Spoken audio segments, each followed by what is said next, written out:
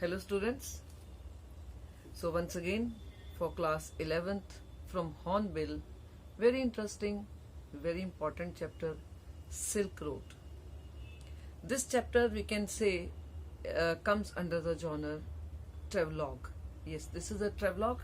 Travelogue is one when someone writes about his experiences and the details of a travel. So this way, this is Silk Road is also a travelogue by Nick Middleton. When we talk about Nick Middleton, I must tell you certain facts about him, that he is an award-winning geographer, writer, TV presenter, environmental scientist, and university lecturer. And his curiosity about how planet Earth works made him do extensive work, or we can say detailed work, through traveling. Means he wanted to know more about the planet, he wanted to explore more about the planet, and this made him a traveler.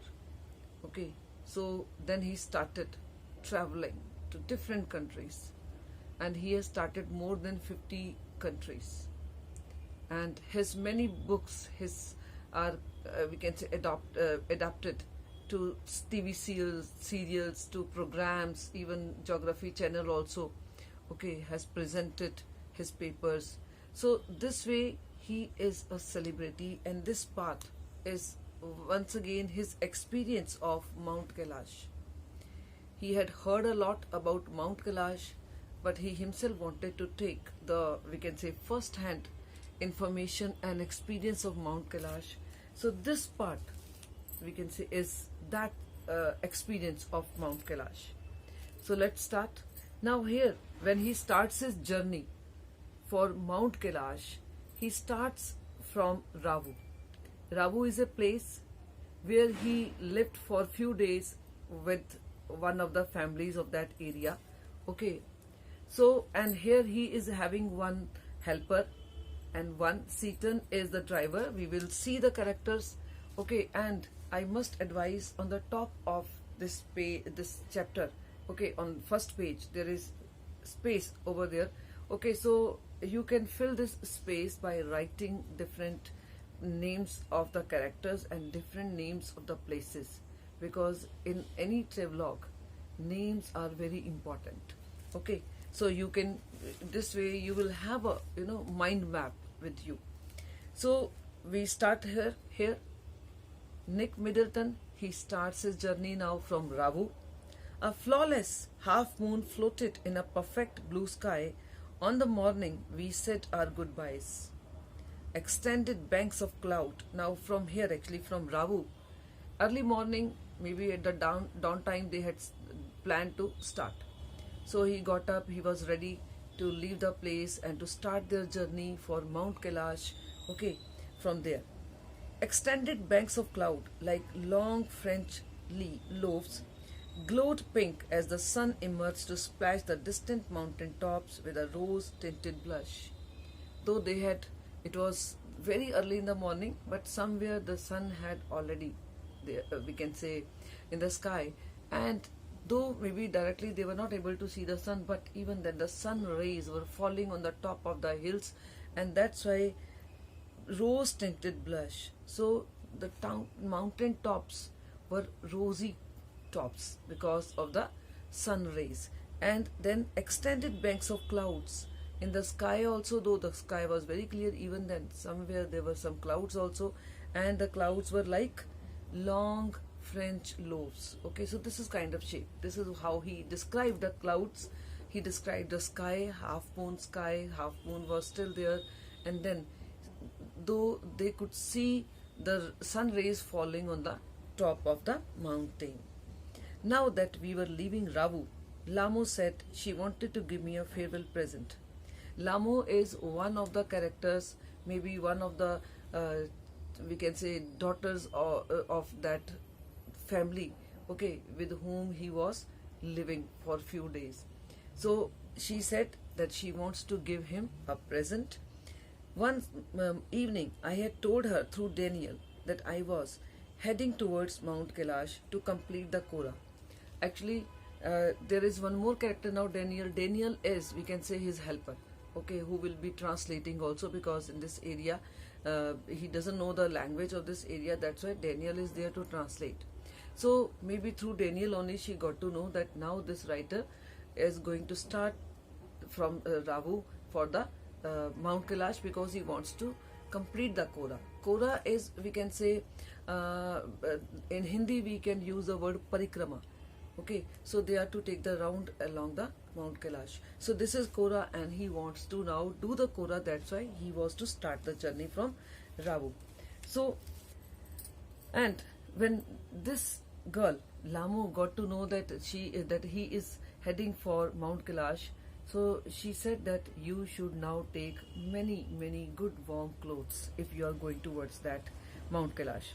Okay, warmer clothes. After ducking back into her tent, she emerged carrying one of the long-sleeved sheepskin coats that all the men wore. So what she got, when she got to know that now they are going to start, so she went inside the tent and brought one very long sheepskin, very warm coat. Okay, Seaton sized me up, and as we clambered into his car. Now Seaton is the driver, so now he is having two companions. One is Seaton, who is the driver, and one is Daniel, who is his companion, who will be the translator. Okay, and he sized me up. Sized me up means maybe when he wore, or he helped him in wearing that sheepskin coat. And then what he said, oh yes, he declared, Drogba sir, he said, yes, you are looking very good, you are looking very handsome, and you are actually looking at Drogba. Drogba is shepherd. And he said, sir, you are looking like a shepherd only. We took a shortcut. So after this, they started. We took a shortcut to get off the Chang Tang.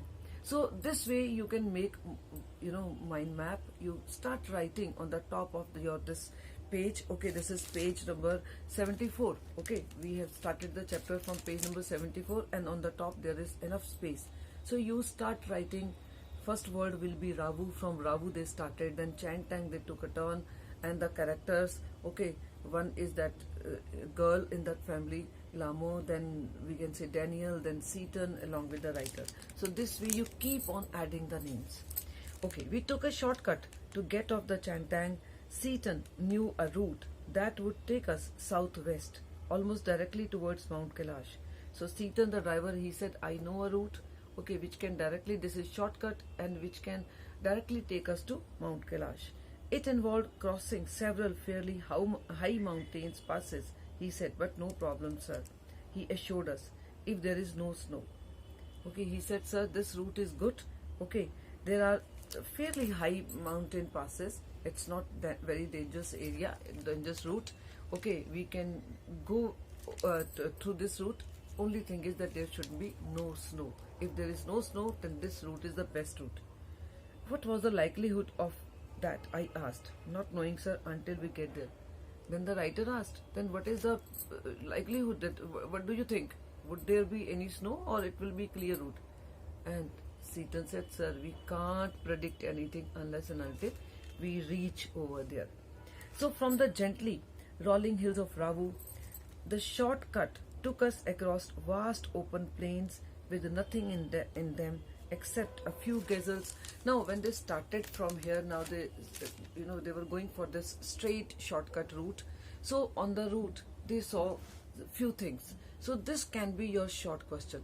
Okay, what they saw. So initially, first of all, they saw gazelles. Gazelles are antelopes, or we can say hiran ki hi tarah hote. Okay, antelopes, gazelles. So except a few gazelles, first of all, they saw only gazelles. Okay, that would look up from nibbling the arid pastures and frown before bounding away into the void.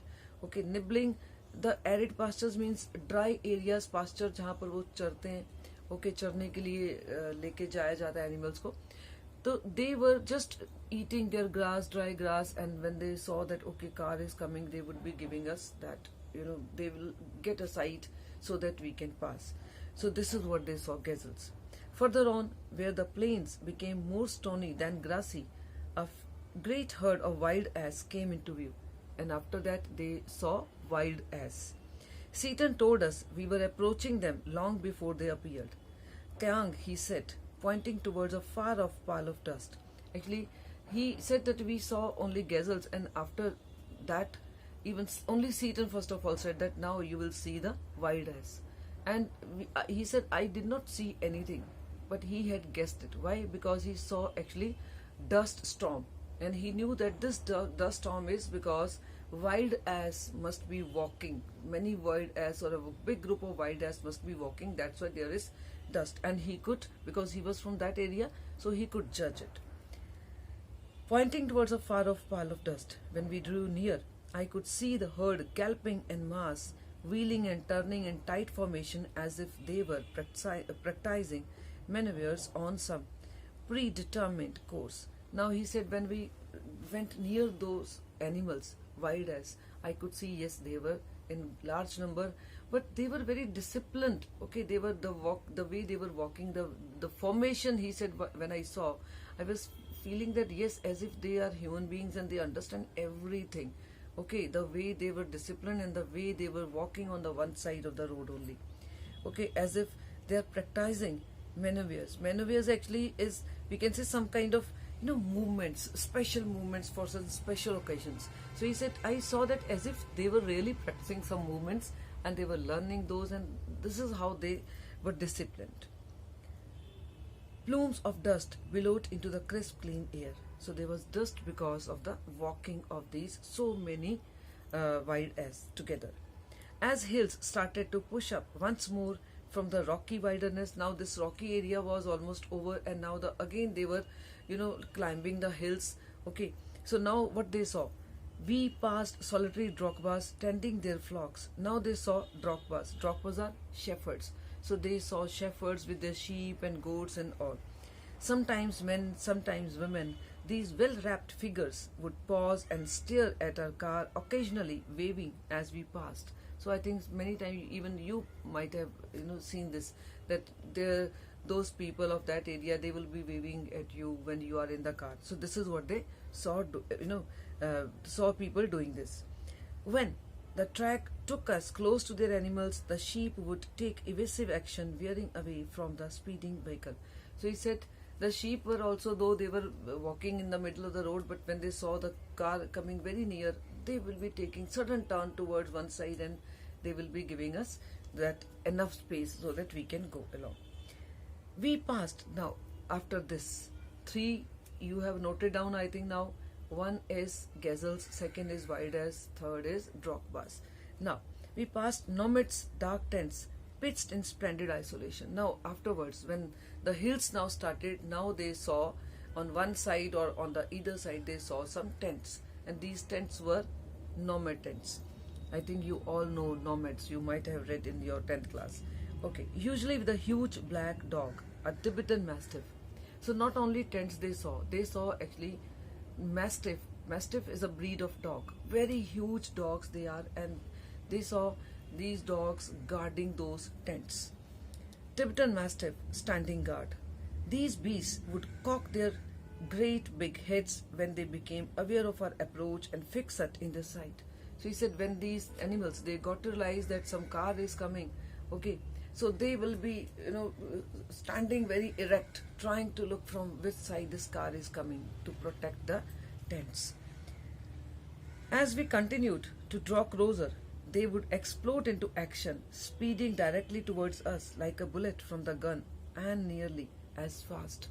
And these animals, they are so fast and they are so speedy that when they saw that the car, actually they realized that the car is coming towards the tents.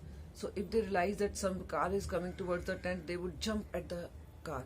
Means like sheep, they will not give a side. They will not, take a turn towards one side. No, rather they will be standing just in front of the car as if to pounce, okay, as if to attack on the car. So pouncing kind of action they will take. These shaggy monsters, blacker than the darkest night, usually wore bright red collars and barked furiously with massive jaws. Now here, one question for 2 marks you may get about mastiffs. So mark this area for one full-fledged question of 2 marks. So these shaggy monsters, blacker than the darkest night, usually wore bright red collars and barked furiously with massive jaws. So their mouths are very big, the jaws are very big, massive jaws they have, and when they see some stranger in the area, they would start barking furiously. They were completely fearless of our vehicle, shooting straight into our path, causing Seaton to brake and swerve. So they are not that they will be taking the other side, rather the driver will be taking the other side. This is what they did when they saw this car coming. They straight away they stood in the center, that Seaton had to take the turn, okay, towards, means he applied brakes and he just took a turn towards other side, because in the center these mastiff dogs were standing.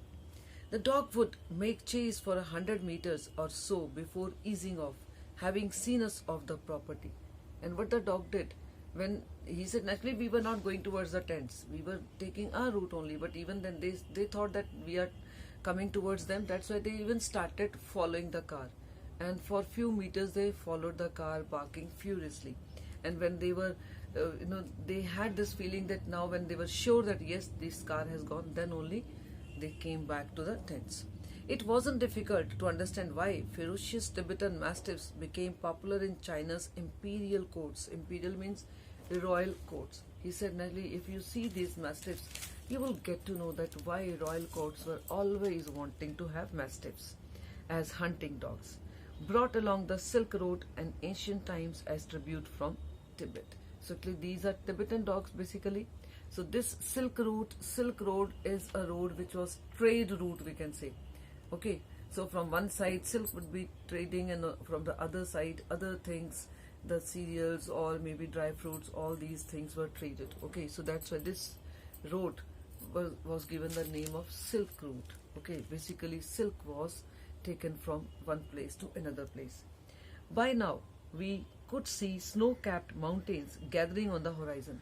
Now he said that naturally hilly area had already started, small hills had already started. Now he said on the horizon I could see the huge tops, okay, hills, mountains. We entered a valley where the river was wide and mostly clogged with the ice, brilliant white and glinting in the sunshine.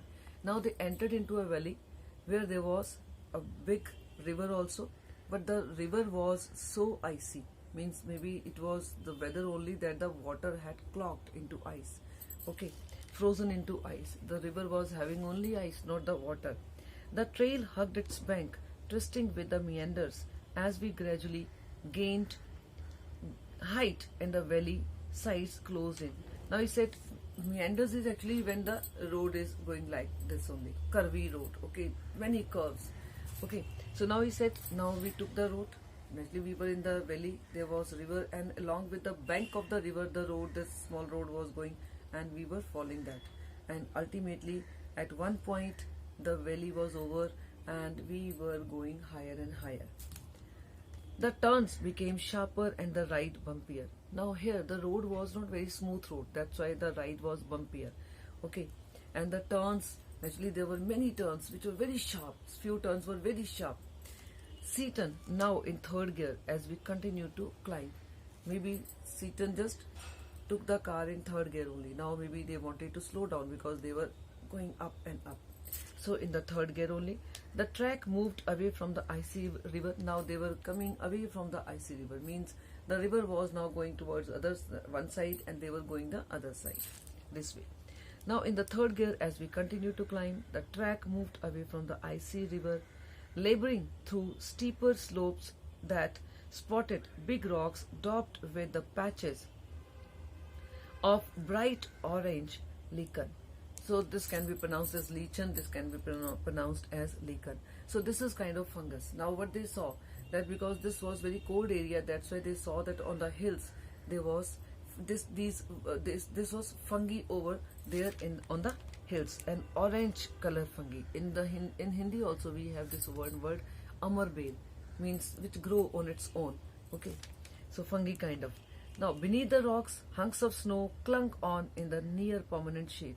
Now you can just imagine on the rocks there is, that fungi kind of thing, and then beneath the rocks there was, water which had actually taken the shape of ice. Okay, so this way. Hunks of snow clung on in the near permanent shade. I felt the pressure building up in my ear. So now he was feeling the pressure in the ear because of the height, because they were climbing up. Held my nose, snorted and cleared that. So he tried to clear the nasal passage so that he could breathe properly. We struggled around another tight bend and Seaton stopped. He had opened his door and jumped out of his seat before I realized what was going on. Snow, said Daniel as he too exited the vehicle, letting in a breath of cold air as he did so. Now what happened after few meters when they what happened? Seaton suddenly stopped the car and he got out of the car. And then afterwards even Daniel was out of the car. So they stopped the car and they were out of the car. I think we should stop here only. Next portion, okay, we will do in the next video. This is interesting chapter. I must say that read each and every line, okay, along with this video. Thank you.